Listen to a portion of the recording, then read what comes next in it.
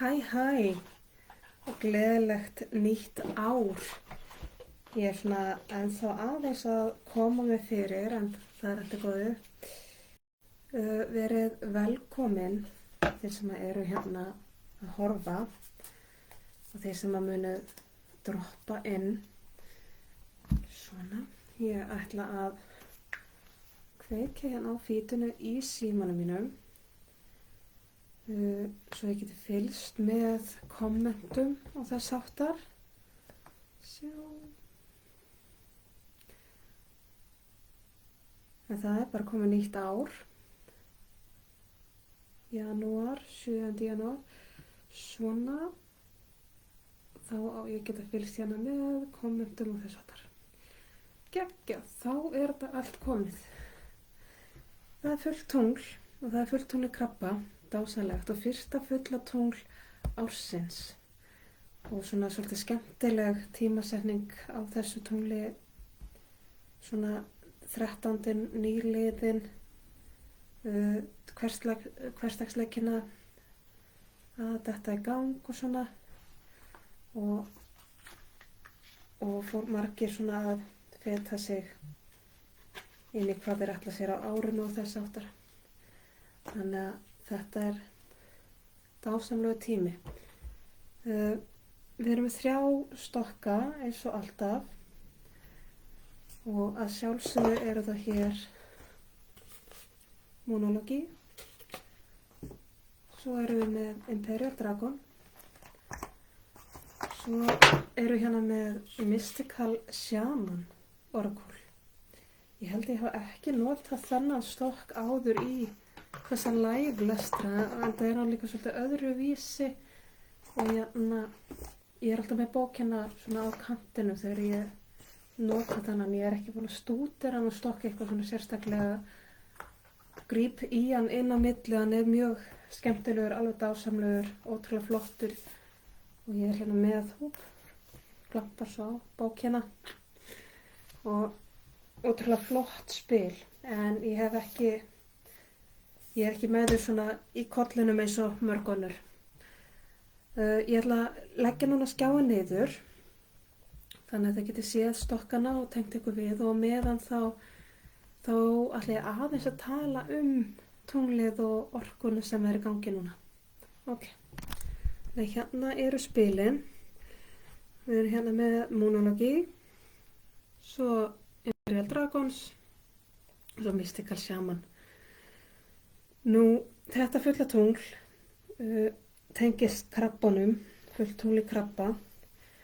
Það svolítið sérstakt sko núna og gaman hvernig þetta lendir, að því að þetta tungl tengist rosalega mikið svona ígrundun og íhugun inn á við og að leita svona svolítið í öryggi sitt, öryggasvæði sitt, skelina sína, svo höldum áfram með krabban, til þess að gefa sér tíma til þess að svona huga að sjálfa sér, tengja við sjálft sig, taka svona self-check og fara svolítið yfir farin veg líka, svona renna yfir síðasta árið.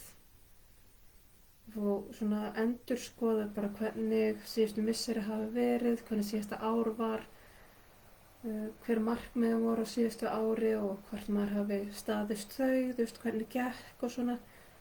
Og þetta svona góður tími til að taka svolítið self-check, bæði til þess að ígrunda það sem liðið, svona núna áramót, og eins líka til að ígrunda hvað maður vill á komandi ári, komandi tíma. Og krabbin í eðli sínu þess þannig að ef hann eitthvað svona að upplifa eitthvað með einhverjar tilfinningar eða í krefjandi aðstæðum eða með stóra spurningar, að þá finnst hann rosalega gott að hörfa svolítið bara inn í skelina sína og gefa sér góðan tíma í ró og næði, inn í skelinu sinni, þar sem honum líður vel, þar sem hann veit hann öruggur, þarf ekki að hafa áhyggjur af neinu utan við skelina sína, þarf ekki áhyggjur að neitt annað komist inn í skilina sína, er í fullkomnu öryggi og er með fullkomin næði til þess að hugsa og líða, upplifa tilfinningarna sínar og ígrunda. Og það er ekki að tilviljun sem að það er til krabbategund sem heitir The Hermit Crab, það er það einbúa krabbinn, hugsuðurinn sjálfur sem leitar í innveruna til þess að ígrunda inn á við. Þannig að núna er ósa góða tími til þess að bara leyfa sér að fara að sinni púpuna sína inn í öryggi sitt, til að gefa sér tíma til að taka smá tjekk á sjálfum sér. Bara hvernig líður mér með það sem að hefur liðið á síðasta árinu og hvernig langar mér til þess að næsta eða þetta komandi áru verði. Hverjar eru mínar vonir og væntingar og hvað getur gert til þess að láta það rætast. Þannig að þetta er svolítið skemmtilegu tími. En að sjálfsögðu þá ætlum við ekki að dúsa inn í krabbaskilun okkar langt fram eftir öllu, en það er ágætt að taka þetta tjekk. En við skulum fara í spilin. Við byrjum á Monology-spilunum. Og fullu tungli byrjum við á að athuga hvað það er sem er komið tími á að sleppa tökunum á og sættast við.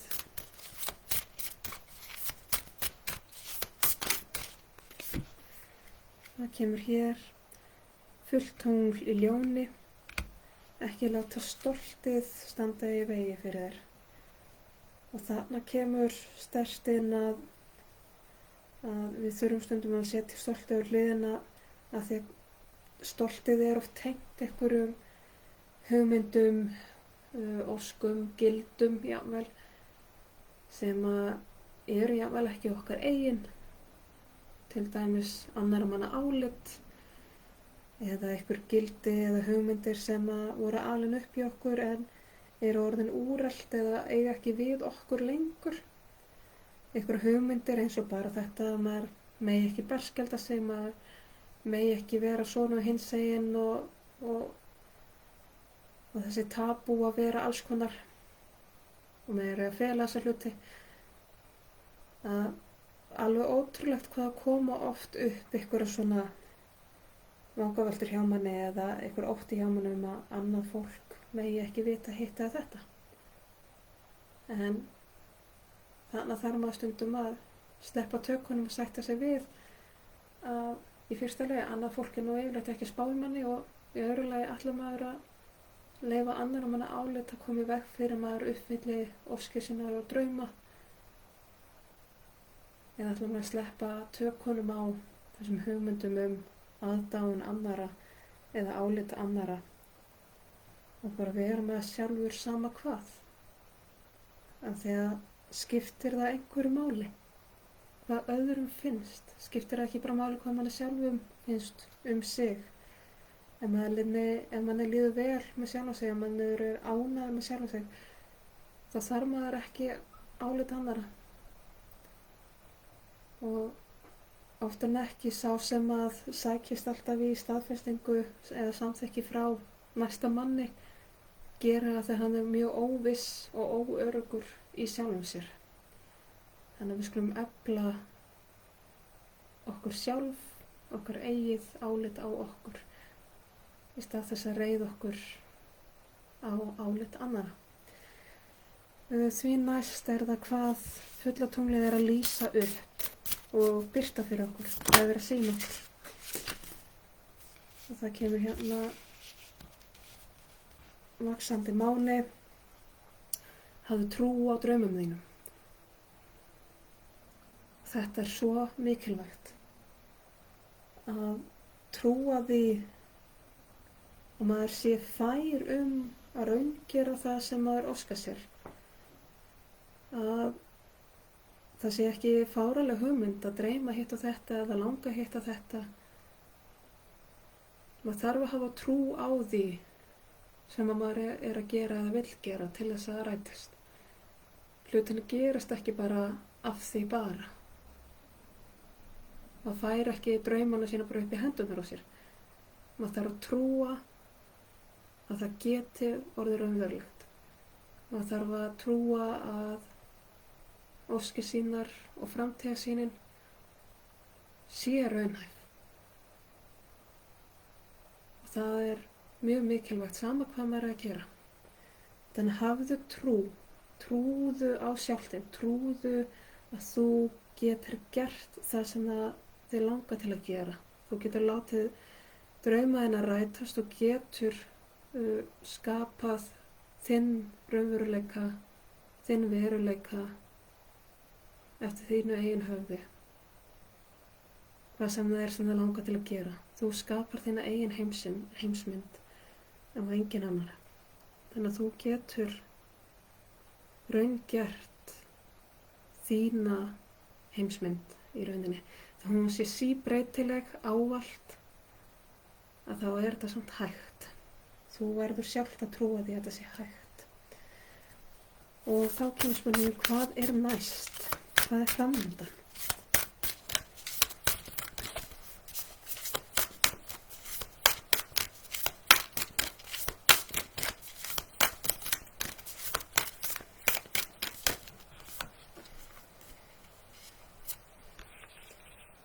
Það komu hér 2 spil, það kom hérna fyrst, dvínandi máni. Hvað þarftu að vita til að sleppa tökunum? Og svo stækkandi tungl. Þú ert mjög nálægt því að ná markmiðum þínum. Þannig að þetta er mjög góð spurning. Hvað þarftu? Hvað þarftu til þess að sleppa tökunum á fortíðinni eða vantrúnni þinni? Hvað þarftu til að sleppa tökunum á stoltinu? Hvað þarftu að gera til þess að ná markmiðinu? Þannig er eitthvað sem er mjög gott að ígrunda vel og vandlega. Hvað þarf að gerast? Hvað þarf þú að gera? Hvað þarftu að vita? Hvað þarf að gerast til þess að þú sleppi tökunum á gömlum gildum sem þjónar ekki lengur, gömlum hugmyndum sem þjónar ekki lengur, vantrúin á sjálfu þér? Hvað þarf að gerast til þess að þú sleppi tökunum á þessu og hvað þarf að gerast til þess að þú raunverulega trúir á sjálf þig og að þú getur látið drauma þína rætast. Af því að þú getur það er framundan ef þú sleppir tökunum á þessu gamla og hefur trú á sjálfu þér. Þannig þarf þú að athuga og getur notað tíma þinn inn í krabbaskeilinni þinni til þess að kanna hvað þarf að gerast. Hvað þarf ég að gera? Hvernig setja þennan bolta af stað? Ég ætla að draga hérna eitt ígrundunarblóm eða íhugunarblóm. Það loka þessu. Það kemur hér áform, plön, markmið. Þannig að hver sem þín áform eru, þá þarf þú að hafa trú á því að þau gangi upp. Þú þarf að hafa trú á eigin áformum og eigin markmiðum. Og eins og ég sagði, hvað þarf að gerast til þess að þú virkilega trúir á þau? Og hvað þarf að gerast til þess að þú getur sett þennan bolta af stað, sett framkvæmdan af stað? Þannig að hafðu trú á sjálfu þér og áformum þínum. Þá skulum við fara í Interior Dragons. Aftur könnum við. Hverju þurfum við að sleppa tökunum á og ná sáttum við?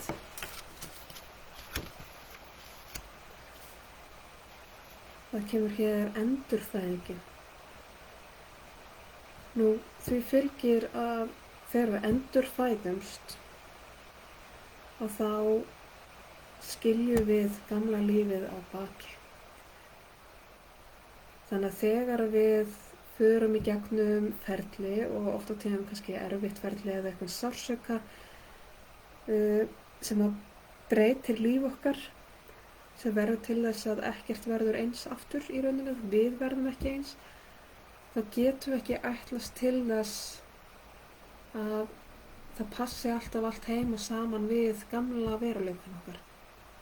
Þegar við erum sjálf búin að vaxa, þroskast, stækka, breyta sem manneskjur, hvort sem að líka þegar það gerist í gegnum sársauka, hvort sem það gegnum reynslu, þekkingu, nám, erfiðleika, tráma, stórar lífsbreytingar. Þegar við breytum svona mikið sjálf, þá breytist okkar heimur líka og við getum ekki alltaf ætlast til þess að passi alltaf heim og saman við gamla heiminn okkar. Og við getum ekki alltaf ætlast til þess að það sem tilheyrir gamla heiminum okkar eða heimsmyndin okkar passi inn í okkar heimsmynd núna. Það getur oft verið mjög erfitt að segja skilu við það, því þannig eru oft kannski gamlir vinir eða fjölskyldumeðlimur, gamla starfið okkar, gamlar vonir og væntingar. Það kannski bara passar ekki lengur af því við erum búin að fara í gegnum endurfæðingarferli. Og það er svolítið erfitt oft mjög erfitt að sleppa tökunum á því sem var mjög nátengt okkur í gamla lífinu okkar. Þannig að þannig er eitthvað sem þarf að sleppa tökunum á. En þá skulum við athuga hvað tónlega er að lýsa upp, hvað það er að beina athyglina á. Það þarf að sjá og átta við á núna.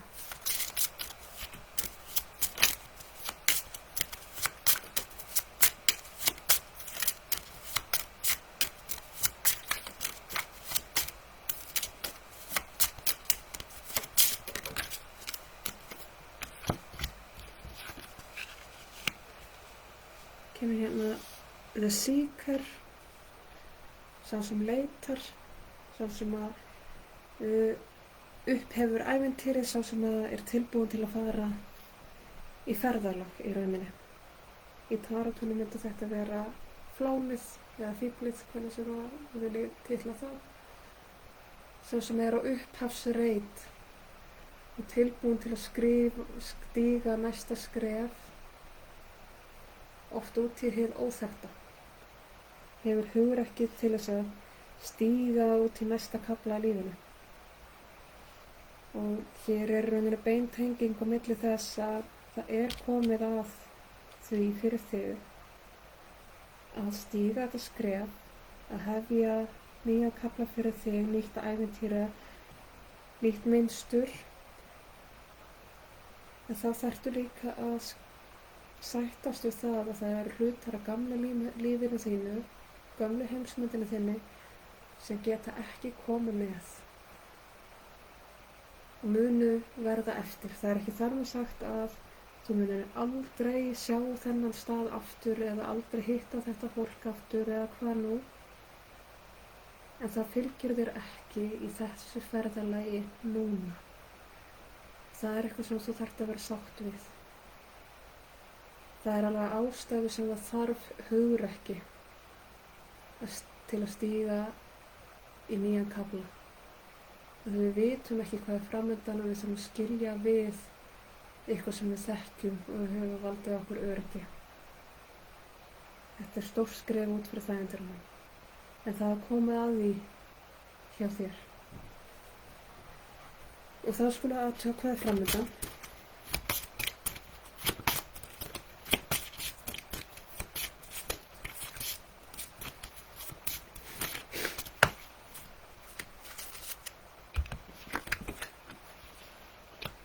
Það kemur æðsti drekinn sjálfur, Imperial, og hér eru við með sólina, styrkinn, sjálfstyrkinn. Þannig að þarna framundan með því að skilja við þessa fortíð, með því að stíga skref fram á við og út í hið óþekkta í nýjan kafla, það mun færa þau nær í rauninni sönnum styrki. Það mun færa þau nær sjálfsstyrknum þínum. Það mun færa þau nær í rauninni æðra sjálfu, öflugra sjálfu hjá þér. Því fylgir vissulega mikil hamingja og gleði og útgeislun, en það sem skiptir máli að þú verður öruggara í sjálfu þér, öðlast meiri trú á sjálfu þér, stendur fastar í fæturnar og stendur betur með sjálfu þér. Það er þessi sólarplexus orka, meiri vissa sjálfið, minna óöryggi, minni ótti. Og ég segi sólarplexus orka því að það er sjálfið okkar, miðjan okkar, kjarnin okkar, vissan okkar þegar við segjum ég er með vissu. Ég er manneskja, ég er þessi einstaklingur, ég er svona, ég er hinsegin, ég er af þessu kyni, hvað sem það er. Og það er ágætis leið til að styrkja og efla vissuna sína og efla sólarplexusin í okkur, er að fara með staðhæfingar. Ég er. Ekki fjarlægast sjálft sig eins og okkur hætti til að gera, að í staðan fyrir að segja ég er eða mér finnst, ég vil, þá förum við oft í þetta þegar að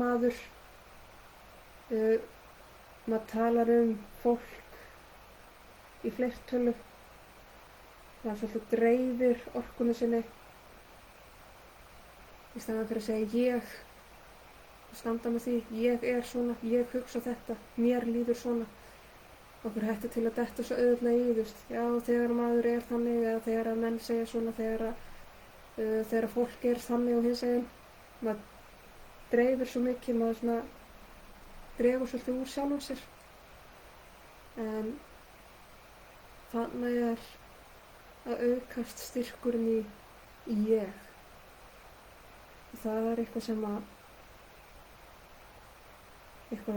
sem er mjög dýrmætt að finna, að svona eflist, að finna að ég er öflugt innan í sér og í miðjunni sinni, að finna meiri vissu það hver maður er, hver ég er, hverjir styrkleikar mínir eru, hverjir veikleikar mínir eru, hvað ég stend fyrir, hver gildin mín eru. Það verður einhvern veginn allt skýrara og hreinna þegar við nálgumst þennan kjarnastyrk í okkur. Þannig að það er eitthvað sem er framöndan fyrir þig ef þú ferð í þetta ferðalag sem eru verið að bjóða þér. Þá ætlum ég að draga hér eitt í hjónablóm, líka hér.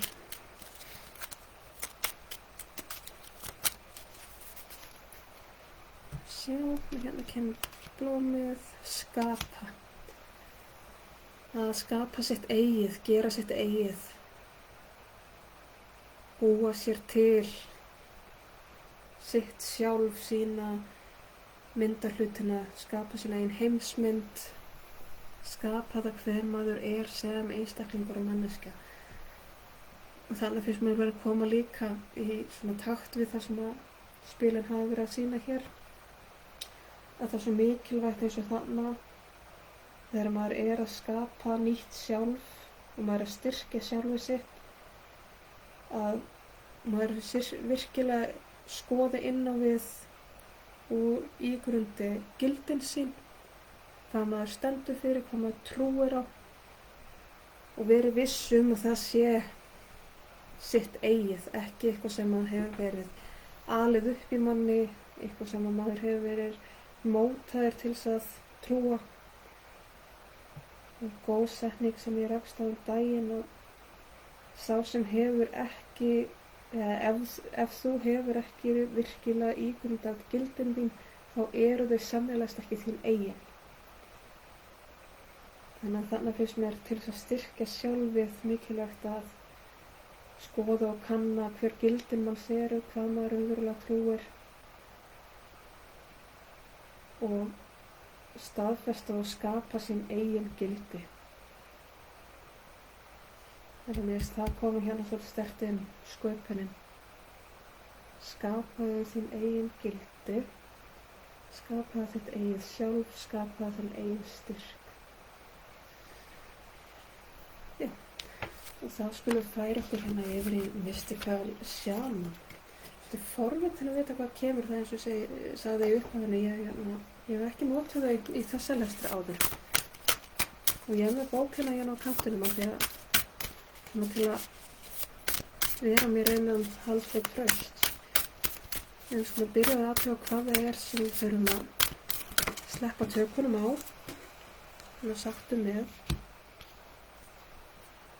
Og fyrst kemur hér spilið The Beloved, hið elskaða.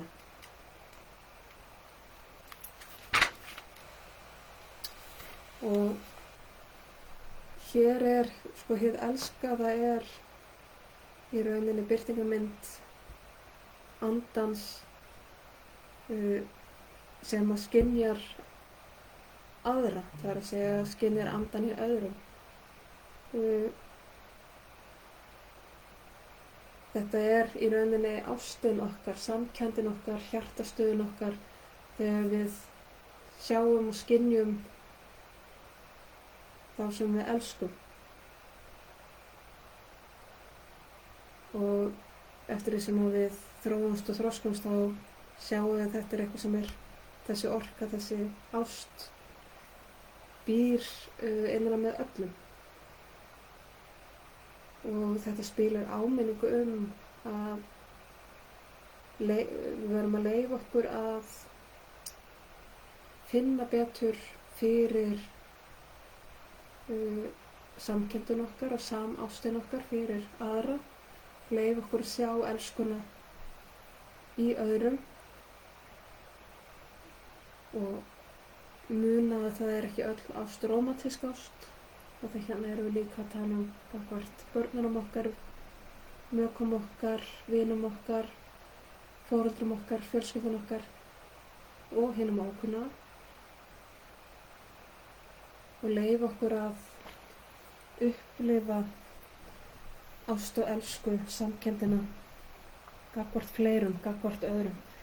Og það að þetta komi hérna sem eitthvað til að sleppa tökunum á, það segir mér að við þurfum svolítið að sleppa tökunum á einhverjum hugmyndum sem við höfum ást og annað fólk, að okkur hættir til, mörgum okkar allavega, við höfum hætt til að upplifa ótta gagnvart því að elska aðra. Og jafnvel er svolítið svona innan samfélagsins að við megum ekki elska aðra. Við eigum ekki að mæta hverjum sem er í samkennd. Því miður þá er alið upp í ansi mörgum að vera kaldur gagnvart þeim sem tengist ekki algjörlega manns nánasta. En hér er áminning að akkurat leyfa okkur að elska alla. Og elska þá í rauninni án skilyrða. Eins og ég sagði, ekki endilega rómantísk ást. Og það getur einfaldlega reynst mörgum mjög erfitt, sérstaklega þegar við förum í þessa innri vinnu til þess að opna hjartastöðina.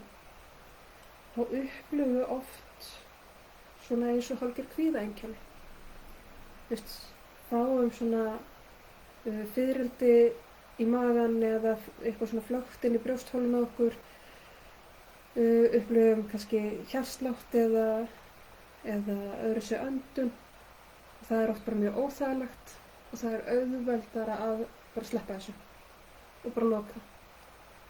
Ég segi ofta þegar við erum að upplifa stækkun í hjartastöðinu og erum að upplifa þessi einkenni sem eru oft mjög skeri, ógnvænleg einkenni, þessi svona kvíðatengdu einkenni, að þetta eru vaxtarverkir hjartastöðvarinnar.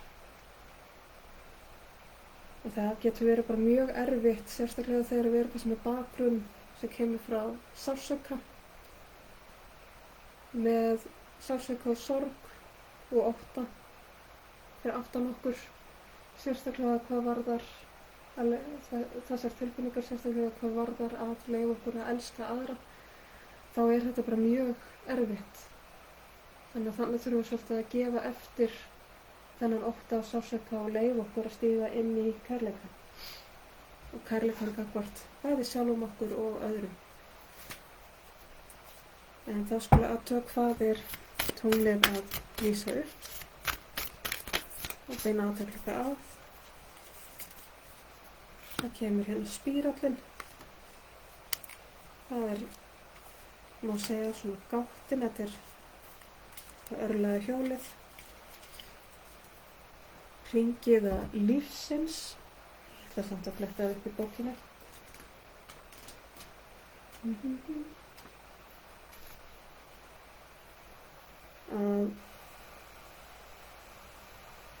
Þessi spírall sem sagt, til þess að leiðbeina okkur inn í okkar eigið djúp, sem dýpra inn í okkar meðvitund og undirmeðvitund, þann hluta af okkur sjálfum sem við þekkjum ekki.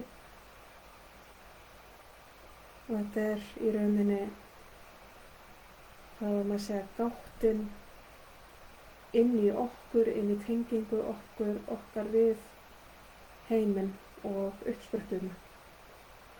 Og hér segir það til þess að endurnýja sjálf sig, þá verður að hafa hamskipti, klæða þig úr gamla haminu þínum. Þú hefur nú þegar gert þetta oft á mörgum sinnum, þannig að ekki ríghalda og reyna alltaf að skrapa saman gamlu ímyndinni eða gamla haminunum, og lefðu og velkomaðu þetta nýja sjálf að vaksa og sýna sig og dana. Og losaðu þig við þann áhana að vera alltaf að vinna að göllunum þínum. Leyfðu náttúrunni bara að sjá sitt. Þú getur verið viss það að þessi nýji hamur, þetta nýja sjálf, mun oft á tíðum vera, þú munt oft á tíðum upplifa eins og þessi nýja hamur sé svolítið berskjaldaður, veikburða, en það er ekkert til að óttast. Og þetta snýr svolítið líka að þessari berskjöldu sem fylgir því að leyfa sér að elska, að leyfa sér að vera mjúkur, leyfa sér að vera berskjaldaður og ekki með skrápilsinn, sleppa tökunum á gamlu vörnum, gamlu hugmyndum sjálf sig, að virkilega kafa inn í djúpið, inn á við og færast nær, leyfa upprættinu að skína gegn, leyfa mýktina sinni að skína gegn mildinu. Og þetta virkilega ógnvænlegt, skiljanlega, og það einmitt sama hérna, þessi ótti. Þetta náttúrulega óttin við berskjöldun, óttin við höfnun, að upplega sig eins og maður sé hægt að klekkja manni, upplega eins og maður sé berskjaldaður og það sé hægt að ráðast á mann. En hins vegar málið að þetta styrkleiki, þetta hugrekki, það að geta berskjaldað sig og verið staðið í sínu berskjaldaðasta formi í kærleikanum. Það eitt af sterkasta sem við gerum. Að standa óvarið, óbrynjað. Af því ef við erum örugg í þeirra orku þá ekki hægt að klekkja okkur. Þannig að ekki hafa miklar áhyggjur að þó að þetta sé ógnvænlegt, leyfa þeir að halda áfram. Þetta er mjög undarlegu tími fyrir marga, vissulega, og það mjög undarlegt að upplifa allt einu svona eins og allt einu ef maður í hamskiptum og einhverju gamall skrátor, gömul brynja, gamla varnir eru farnir að hrynja utan á manni, meira að segja vörnin sem við fundum í því að gagnrýna okkur sjálf, að einbeita okkur að einhverjum göllum sem við eigum víst að hafa. Eins og sagði í bókinni, ekki vera að pæla í einhverjum gömlum hugmyndum að þú hafir þína bresti og galla til að vinna að. Núna ekki tími til þess að vera að vinna að einhverjum mannlegum brestum sem við erum öll með, það svo fullkomlega náttúrulegt. Núna tími til þess að einbeita sér að þessari mýkt og kærleika sem innan með og leyfa því að skína í gegn. Hleypa því að. En þá skulum sjá hvað framundan.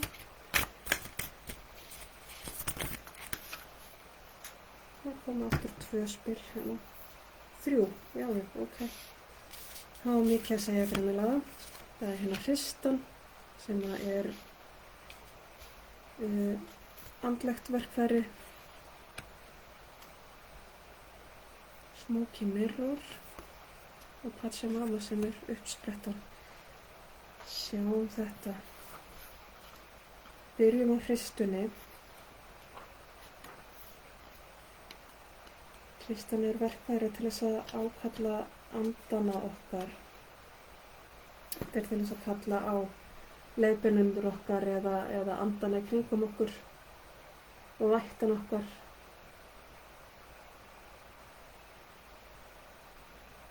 Og þessi hrista hún birtist okkur þegar að vera að bjóða okkur til þess að vinna með verkfærum andans, verkfærum sálarinnar. En hafðu á bak við eyrað að heilun og þegar það vinna í andlegu málum og vinna að sjálfu sér, það er ekki alltaf bara dansa rósum og rosa mjúkt og notalegt, stundum getur það alveg tekið á og einmitt þá er það mesta vinnan oft. En vertu mjög meðvitað þegar þú ert að nota þessi verkfæri, þú ert að nota verkfæri andans og ekki leikara þessu. En núna getur þú notað þín andlegu verkfæri til að kalla fram þá aðstoð, sama hvað þú vilt kalla, hvort þú vilji kalla andinn eða vættirnir eða hjálpa handan eða hvað. En þér stendur til boða að nýta þér aðstoð aðri máta. En þá þarftu að nota verkfæri til að kalla það fram. Þú þarft að biðja aðstoð, sama hvernig þú gerir það. Nú svo vorum við með skyggðaspegilinn og skyggðaspegillinn stendur fyrir því sem er gefið í skyn en ekki vitað strax. Þetta er svona dulúðin á því hvernig hlutinir koma saman, hvernig hlutinir raðast, án þess að það sé augljóst. Og þetta er líka táknmynd skuggana í okkar mannleika. Skuggana sem okkur hættir til að svolítið bara hilma yfir eða ekki bera ábyrgð á. Og þegar þessi spegill birtist í lífinu þá er þér boðið að líta umfram sjálft þig.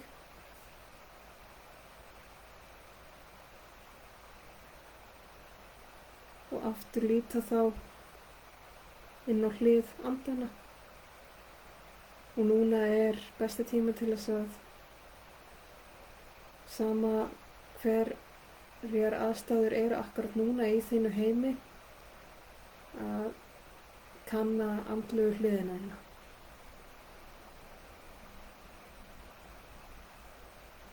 Þú munt fá svör með því að kíkja inn í þessa skugga og sama gildir þína eigin persónulegu skugga.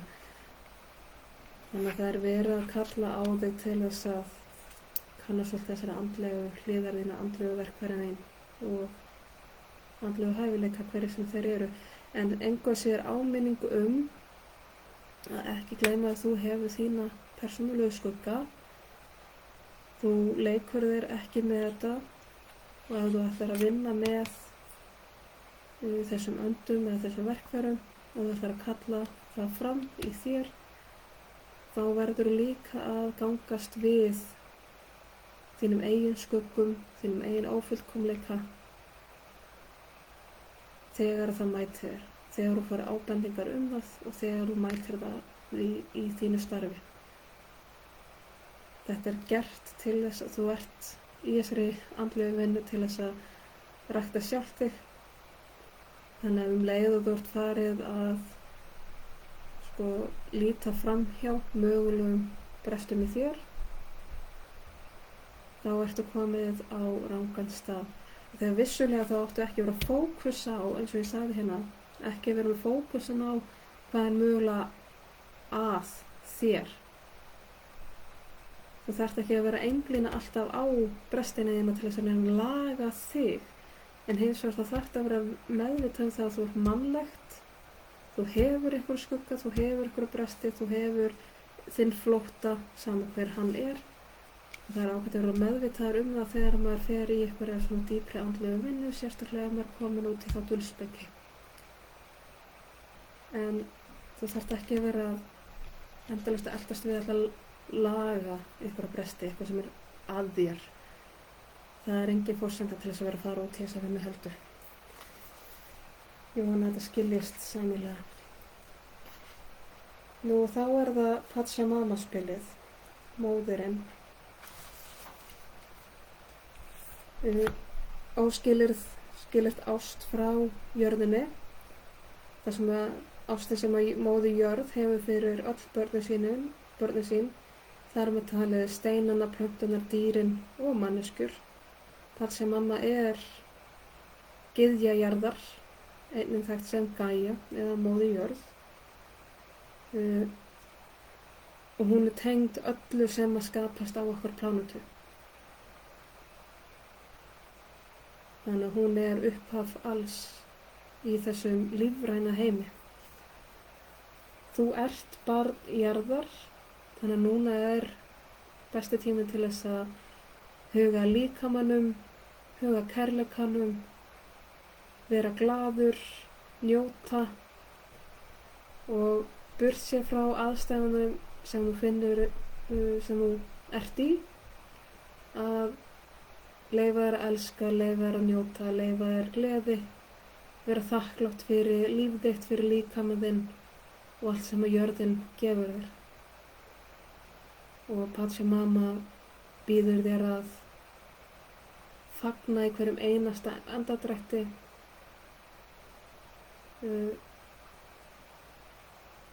mæta gleðinni og sorginni jafnt með opnum faðmi og leyfa þér að uppgötva kærleikann í gegnum bæði.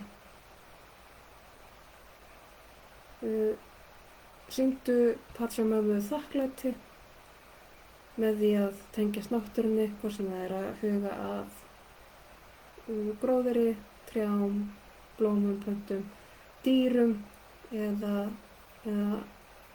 vötnum og sjónum, að leggja eitthvað fram á mörkunum fyrir náttúruna umhverfið. Þannig að hér er aftur verið að taka saman inn í þessa kærleiksorku, að leyfa þér að upplifa alla þennan kærleika, leyfa þér að opna fyrir og að gera þig móttækilegt fyrir ást, fyrir kærleika, því fylgir að vera móttækilegt fyrir sorg og leyfa þér að fagna því öllu saman. Vinna þarna inn á andlegu hliðina hérna og hér er líka ágætis áminning að fyrst að þú ert að fara í einhvers konar andlega vinnu og vinna með mörgum andlegum verkfærum, að það er mjög mikilvægt að jarðtengja sig hressilega og duglega þegar maður er að vinna í andlegum málum, sérstaklega í dulspeki. Mikilvægt að tengja reglulega við jörðina og líkama sig. Ég ætla að taka eitt íhugunarblóm hérna með líka.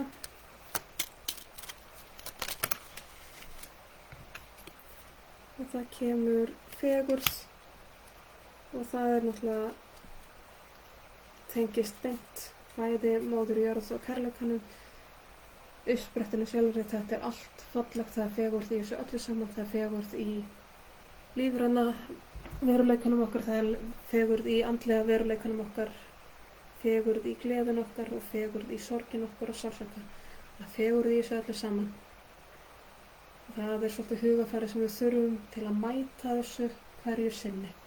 Að hata ekki sorgin okkar, að segja ekki sorgin og sársaukan okkar ljótan. Að finnast berskjöldunin okkar falleg, finnast táran okkar falleg. Leyfa okkur að finna fegurð í öllu sem við gerum. Lífrænt og andlegt. Já, þá er það komið. Hérna spilin og set ég skjáin aftur hans upp. Svona, hæ aftur. Já, þá voru þetta 3 lestrar, svolítið skemmtilegir og skemmtilegt að koma þessum sjamanspilum inn. Þau eru svolítið öðruvísi heldur mörg spilin sem ég hef verið að vinna með á þessu lestrum.